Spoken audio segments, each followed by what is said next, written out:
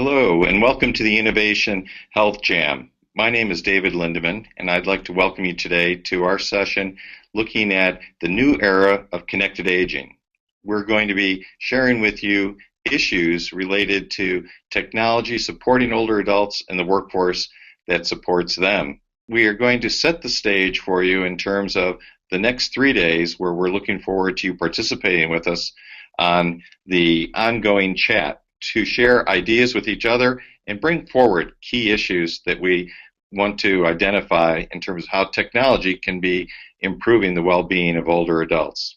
We are in the middle of a perfect storm where we have an increase in aging population, increases in chronic disease, reductions in both formal and informal caregivers, and the need for ways to improve the way we can support older adults. Primarily in the use of mobile and internet, we're seeing a tremendous increase in terms of the number of older adults who are now online. Those individuals over 65 make up 60% of all mobile technology users.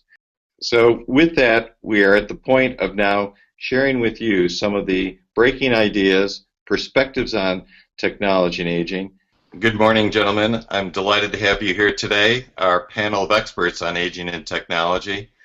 Before we get started, I think it's important that our audience gets to hear the individuals that we have gathered who have tremendous experience between them working in technology development as well as application for new technologies, not only to help older adults stay independent, but have the highest quality of life. So I'm going to ask each to introduce themselves. Thank you very much. This is Doug Trauner. I guess you describe me as a serial entrepreneur. I've also been recently co-chaired the Federal Communications Commission Mobile Health Task Force, looking at how technology could be used more effectively and what were the barriers to mobile health and electronic health adoption. I am also currently the VA Veterans Administration's first entrepreneur in residence in the Center for Innovation, where we've been looking at how VA can more effectively work with non-VA providers, community organizations, and family members. David, it's great to be here and look forward to the discussion. I'm Jodi Holtzman. I'm Senior Vice President of Thought Leadership at AARP. My group has the mission of identifying ways that AARP can stimulate innovation in the market that'll benefit people over 50. And a major focus area for us is health innovation, particularly consumer health in the larger digital health space. Thanks, David. Hi, I'm Scott Collins, CEO of Linkage. Linkage is comprised of 3 companies, all focused in the senior space, leveraging our unique insights into that population. We have Linkage Solutions, which is a purchasing arm providing contracting services for more than 600 senior living communities around the country in the area of food, medical supplies, and pharmaceuticals. We have a market research arm called Linkage Connect that helps companies in technology, consumer packaged goods, retail, and so forth better understand insights from the consumer over the age of 65. And then finally, we have Linkage Ventures, which invests our capital along with other strategic investment partners into companies with technologies, products, or solutions all geared towards the aging population. We do that through a committed capital fund with an investment banking partner out of Chicago called Ziegler. We're going to have a wide-ranging conversation with these gentlemen to share with you some of our thoughts, not only about what some of our immediate issues are and opportunities in terms of technology and what we call the connected aging space, but now what we can foresee coming down the road over the next several years. And through that, we hope this will engage you, our audience, and our colleagues around the country to share with us your ideas over the coming days. So I'm going to start with our group and throw out just a very broad question. Over the next 5 years, we'd really like to get your take on what you see some of the biggest, most important technology-enabled programs or even devices that you think will have an impact on older adults. There are a couple of big things coming, and I think it's also important to think about just what is the problem that's trying to be solved, right? So with regard to particular categories of products that currently exist, for example, the PERS market, the personal emergency response systems, you're going to see just kind of incremental gains there, where fall detection will be improved, GPS will be much more accurate. The ability of these products to get a cell connection or not be dependent on a cell connection is going to evolve. So these single use case products are clearly going to evolve. But I think the more interesting trend is going to be not products but platforms. And the challenge for this industry at this point, Doug and I were talking about earlier, it's very akin to the computer industry in the late 80s, where you had great individual products that were designed for very good reasons and in the ways that they were, but they weren't interoperable. They didn't talk to each other, and they didn't provide solutions. I always go back to Star Trek as my reference point for the future. The first tablets I remember seeing was Captain Picard around 1980. But what I always loved was the voice recognition and voice command with the computer. And I think once voice recognition gets to that kind of a level with smart devices, that is where the real sea change is going to be. And the connectivity of older people will be transformed, quite considerably.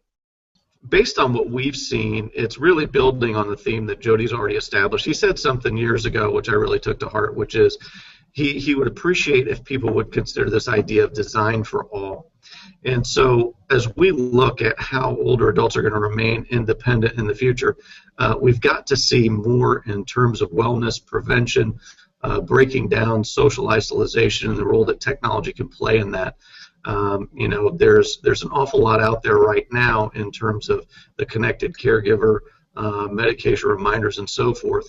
But it would be really fantastic to see a whole, expansion of products where if the providers would just reimagine how those products could be applied to an aging population, it wouldn't take much to make them totally relevant. And we really need to do as much as possible on the prevention side that will allow them not just to age in place, but to thrive in place. Break into a couple buckets. Monitoring, there's a communication and collaboration capability requirement.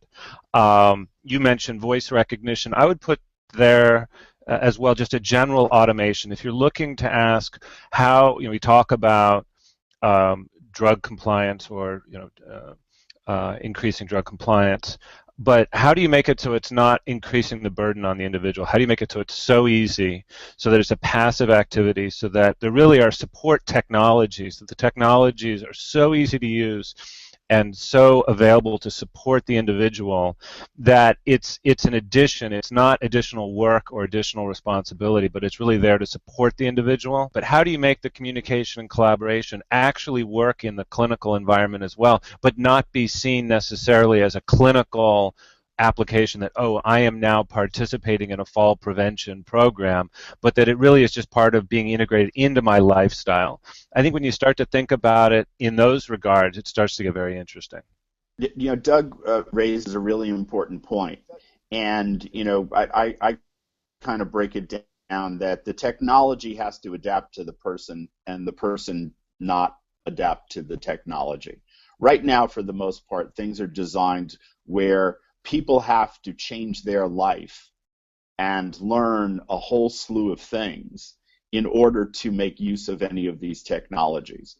In a caregiving setting, that's easier for the caregiver than the older person, but we're talking about technologies that the older people have to use as well. So I think, tying together this notion of design for all, to Scott's point, I joke that the iPad is an example of design for all. A 5-year-old or an 85-year-old can use it because it's intuitive. Your TV remote is an example of design for none. Nobody can figure it out, the buttons, et cetera, et cetera. The design of these products, even where the underlying technologies are good, they're just not there yet. The learning curve that they impose on the older person and or the change in their life flow, is still too great. I do want to pick up on something that Jodi just said, and I want to go back to the caregiver for a second, whether it's the professional caregiver or the family caregiver. If whatever the solution is not extraordinarily simple for the older adult, but also fits seamlessly into the workflow or the daily life of the professional or non-professional health caregiver, that creates a tremendous barrier. So I hope that won't get overlooked in the process of this. I think a key point there when you're looking at the clinical side and integrating into that clinical workflow, I mean, it has to be a total value proposition from a clinical standpoint that actually makes sense. So frequently I hear about technologies that could improve quality but are actually not necessarily in the physician or a clinician's best interest from a workflow standpoint. Let's quickly jump to another issue, because you folks have been very good at talking about the integration and how we're challenged with these with new technologies coming together more in a care level. But let's talk about it for a second from the older adult's perspective. With the most common, easiest to use technology, let's talk about mobile phones. Great call. Which was originally created to make cell phones more usable by older people. To some degree, so they came out with the Jitterbug. To some degree, that was absolutely a great thing, and it led to other vendors, coming up with larger buttons and easier to use cell phones, clamshells. At the same time, with regard to Jitterbug, it's almost the same image problem as the PERS device. The I fall and I can't get up. So it kind of announces to the world, I'm old, I need bigger buttons, I can't use the latest technology. And so what I like about what Great Call's been doing is that they have started to move in addition to the Jitterbug. They are somebody who are creating a platform and moving from cell phones into healthcare. We've done a couple of studies in this area. One, we actually refielded the Pew study on internet and social media usage last fall among the population over the age of 65. So while you're seeing more and more adoption of the products, once you hit around age 75, you're not seeing a tremendous amount of use of the connectivity. And it goes back to what we found in some earlier studies that we did around three key areas. Awareness. There is still a tremendous lack of understanding among the older adult population about what technologies exist out there that can really help them thrive as they age. Access. Tremendous need in terms of connecting more people to these solutions. And then finally, affordability. And I will say also, the value proposition is different for different parts of this ecosystem. It's a different value proposition for the older person than it is for the caregiver, right? I will spend anything to make sure that my parents can continue to live independently as they do in their apartment in Manhattan. At the same time, if you want to get technology into, my parents' home, you got to get through my mother. And you got to convince my mother that this is something that she will benefit from. But the hurdle you have to get over is the psychological one, where she looks at your recommendation of a new technology about what does it say about her. At that point in life, people are losing control of one thing after another. And the things that they still can control are the things they are going to hold on to the very last minute that they can. The problem is that they don't see the need, because just like kids, they still see themselves not as what they are, but as what they would like to be. You're talking about very specific products that target very specific use cases, and yet the problem is very general. And I think that's where some of the tension comes out. How do we create, you call it a platform, but how do you create something that solves a specific problem and creates a use case that people want to use and that will adopt? And at the same time, it has to work from an end-to-end platform, and that it's a scalable business. But what would you recommend in terms of to our colleagues in terms of the key issues to help identify successful technologies?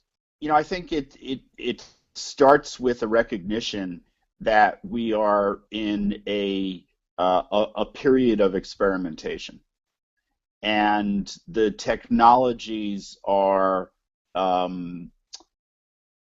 somewhat ready for prime time, but they're not quite there yet. But I think institutions in particular, just have to accept the fact that this is a time to, not go all in. It's a time to do some experiments that are structured. I think the best advice I could offer is take time, as Jodi said, take a step back to understand the consumer, what influences the purchase, how you're going to position the value, how you're going to go to market with it. But if through that process you forget to engage deeply with all the participants in that buying decision, then you're just going to continue to be guessing at what the marketplace wants. I'd like to give you each a final chance to share something with us, whether you see it as still one of the major challenges, or possibly, better yet, the opportunities, and or even something that you think may surprise our audience in terms of what's coming very shortly that many people do not even anticipate. You really do have to make a decision as to, if you were to very broadly segment the populations. To me, the biggest segmentation is around those who are still independent and those who really need a great, great deal of assistance. And the majority of people are still independent. I mean, one of the most fascinating things is that, in the 20th century, lifespan increased 30%, 30 years, but people still get chronic disease at the same age that they did 100 years ago. But now people are living independently with those chronic diseases, whereas in the past they simply killed people.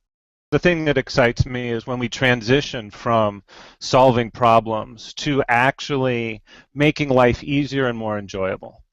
And as we make that transition, when it integrates the social and the clinical as well. So to me, when we start to see that intersection, that starts to get really exciting, as well as an automated component. Is technology for technology's sake, or technology to make people's lives easier and more enjoyable? And that's what excites me. By 2017, we will have more people over the age of 65 than under the age of 5. And it will stay that way for the rest of time. We are on the forefront of probably the largest and most exciting economic opportunity I think many of us will ever see. And so with that in mind, it's not going to be determined by how much federal or state reimbursement dollars are available to pay for these things. It really comes down to how can we reimagine how to commercialize this space and create solutions for this exciting and expanding consumer space that's going to resonate. And to me, that's all you need to know. Well, thank you all. I want to say at this point that we've not only had a taste of some of the wonderful ideas that we expect to be covering over the next 3 days through our forum, but we give you, the audience, and our colleagues throughout the field and older adults themselves a chance to not only communicate with these 3 thought leaders in the next 3 days, but also with a chance to share your ideas so that we can learn more about what you're thinking and pushing our thinking ahead as a group.